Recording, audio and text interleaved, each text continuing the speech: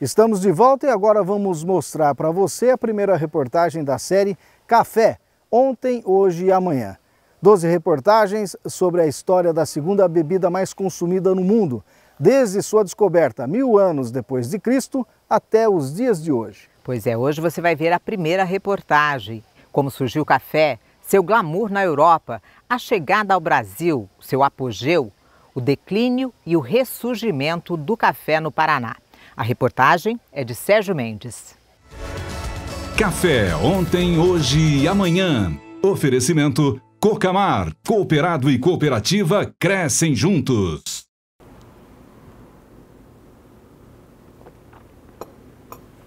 Pegue uma xícara e sinta o aroma de um bom café. E você estará com a história em suas mãos e nos seus sentimentos. Um gole dessa saborosa bebida, que hoje só perde para a água no consumo mundial, vai levar você a fazer parte de uma grande cadeia de produção iniciada há mais de 1000 anos na Etiópia, região central da África. O hábito de tomar café vem dos árabes 1000 anos depois de Cristo, quando começaram a preparar uma infusão com as cerejas fervendo-as em água. Somente no século XIV, o processo de torrefação foi desenvolvido quando a bebida passou a ter um aspecto mais parecido com os dias de hoje. Naquela época, o café era tão importante no dia a dia do mundo árabe que, no ano de 1475, foi promulgada uma lei onde a mulher podia pedir o divórcio se o marido não fosse capaz de lhe proporcionar uma dose diária da bebida. A admiração pelo café chegou mais tarde à Europa e depois para os outros continentes. Devido à importância do consumo do café na rotina europeia, o músico alemão Johann Sebastian Bach compõe a pedido de uma amiga, dona de uma elegante cafeteria, a Cantata do Café.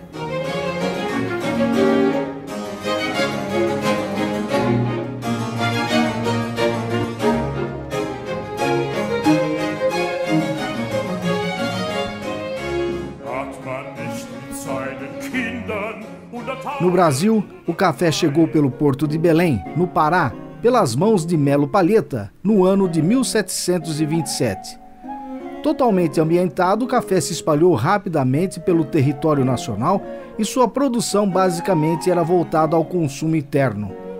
Em pouco tempo, por volta de 1800, o café começa a ter sua importância para o Brasil.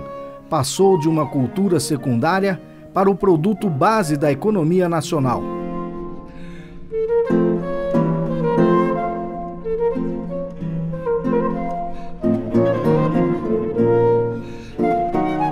No Paraná, o cultivo começou pelo norte pioneiro do estado, por volta de 1860, quando fazendeiros paulistas descobriram o enorme potencial da região com suas terras vermelhas e férteis. Mas foi com o processo de colonização implementado pelos britânicos a partir da terceira década do século passado que o café ganhou impulso no norte do Paraná.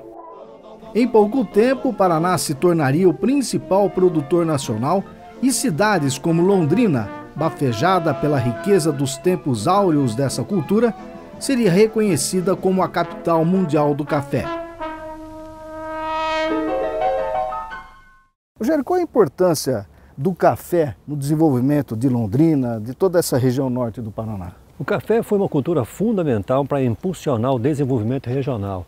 A Companhia Inglesa de Terras do Norte do Paraná, ela desenvolveu um projeto urbano e também rural. E além da venda de lotes urbanos, para fazer as cidades, o café foi a âncora que promoveu o grande desenvolvimento regional.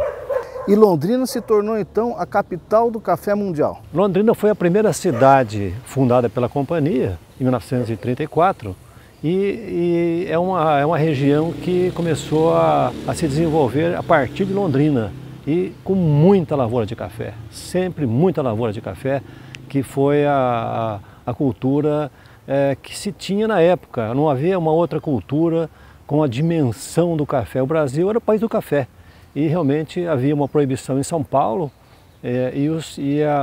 o Paraná se apresentou como uma oportunidade muito interessante na época de terras férteis para o desenvolvimento da cafeicultura. E o Paraná se transformou com Londrina no maior produtor mundial. Londrina se tornou conhecida como a capital mundial do café. E o Paraná, então, respondeu a esse apelo da companhia? O Paraná rapidamente se transformou no maior produtor mundial ao longo de poucas décadas, fazendo de Londrina ali o seu epicentro, reconhecido realmente como uma cidade que apresentava um grande desenvolvimento, um progresso vertiginoso, que também se registrou em outras cidades como Maringá, e isso, o café teve uma importância fundamental, respondendo aí prontamente a essa migração de pessoas de várias partes do país e até gente que veio do exterior, que vinham aqui com o objetivo de plantar café, o chamado Ouro Verde. Comercializando terras que podiam ser pagas com os lucros do café, os britânicos divulgavam o Paraná aos quatro ventos, como a terra da promissão.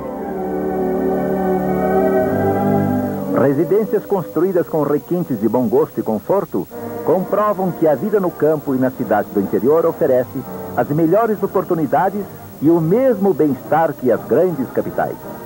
120 ônibus chegam e saem diariamente de Maringá, ligando-a às grandes cidades da região, aos povoados e às centenas de propriedades rurais que produziram, em 1956, 20 milhões de sacos de milho, arroz, feijão, café e trigo. Cianorte, a nova cidade em formação, iniciada há 2 anos e já possuidora de 600 casas e 3.000 moradores. Até onde a vista alcançasse, os cafezais enriqueceriam muita gente, mas seriam também motivo para prejuízo e desencanto quando chegava a geada. O café é muito trabalhoso para comer desde a época que você plantava ele. Você abria uma cova, plantava ele demorava 3, 4 anos para começar a produzir. Muitas vezes, antes dele formar, a geada já pegava ele na formação dele. E mesmo que não pegasse, que formasse, todo ano estava nessa expectativa. Principalmente nessa época, cansei de ver meu pai levantar de madrugada para ver se estava geando. Então o cafeicultor vivia daquela angústia, sempre esperando a colheita do ano que vem. Será que vai gear? Será que vai gear? E aí o amparo, tinha algum amparo, um seguro, por exemplo? Não, não havia seguro, não havia nada de seguro. Havia, sim, Banco do Brasil, às vezes te financiava.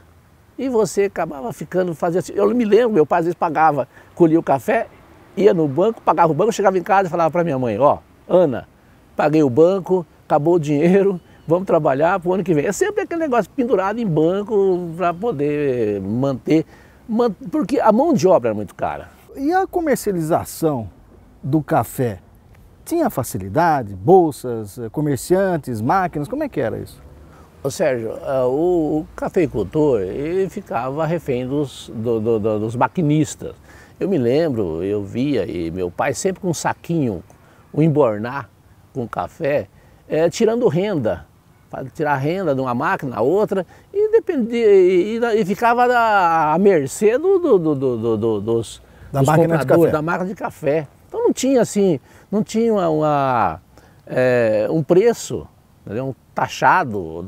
Então, não tinha a lousa que nem tem hoje nas cooperativas? Não tem. É diferente. Hoje, você sabe, o soja abre hoje, amanhã um preço, à tarde é outro, mas é um preço fechado. Naquela época não tinha disso. Você ficava na mão do pessoal que tinha os maquinistas, os compradores de café, os picaretas, tinha muito picareta comprador de café. Bom, no próximo programa nós vamos falar sobre a civilização do café que se formou no norte do Paraná e a importância que a cultura representou para a economia do estado.